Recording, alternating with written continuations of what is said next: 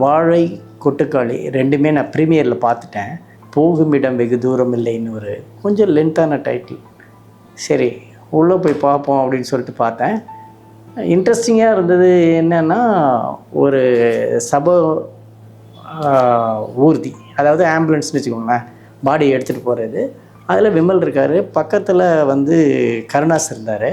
இவங்க 2 பேரும் பேசுகிறது வந்து இவர் மெட்ராஸ் பாஷை பேசுகிறாரு, அவர் வந்து திருநெல்வேலி பாஷை பேசுகிறாரு. ஒரு ஆம்புலன்ஸ் டிரைவரும் ஒரு கூத்து கட்டுற கலைஞன், இந்த 2 பேர்த்தையும் வச்சு பண்ண விதம் வந்து ரொம்ப ரொம்ப பிடிச்சிருந்தது. ஒரு ரைட்டராக very much satisfied with that. நாம் நிறைய படங்கள் போயிட்டு ஏன்டா இந்த படத்துக்கு வந்தோம் அப்படின்னு பயங்கரமாக நிறைய கோடிகள் செலவு பண்ணி எடுத்த படத்தை போய் டிசப்பாயின்மெண்ட்டோடு வருவான்.